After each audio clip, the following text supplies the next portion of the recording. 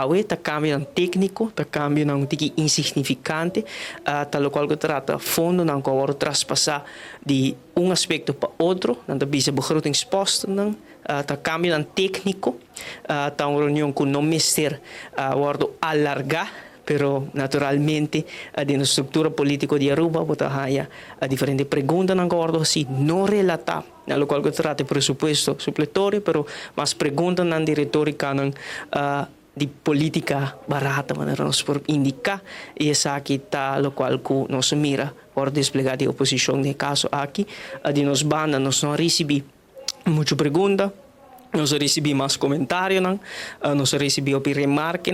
pero não pergunta ng técnico ni riba manejo de primeira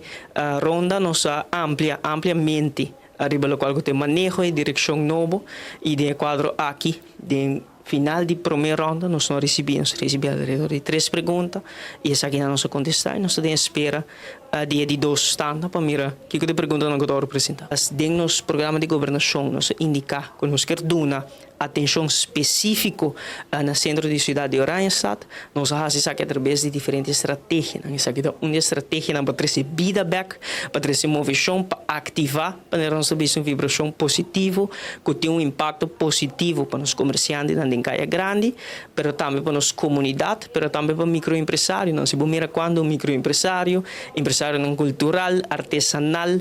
artista não diferente, membro da nossa comunidade que participar do projeto aqui, bota mira que o hobby estão a capitalizar a oportunidade aqui e seguro os comerciantes na Caya grande a indicar que o dia de Ban Bek Caya, pero também de dia depois de aqui, e efeito depois de dia aqui é sumamente positivo para o qual que trata ng ingresso e seguro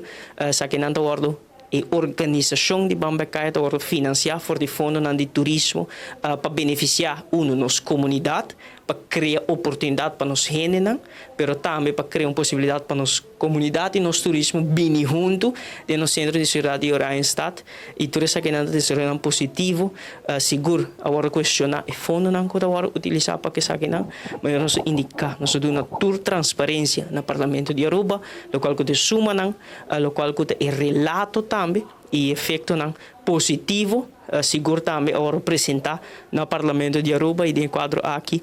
de conceito não para nosso hobby importante da prosperidade compartir que cria oportunidade fundo de turismo agora invertir em estratégia aqui para criar oportunidade para nós para nos microempresários para nos comerciantes para criar vida de uma área que agora negligenciada.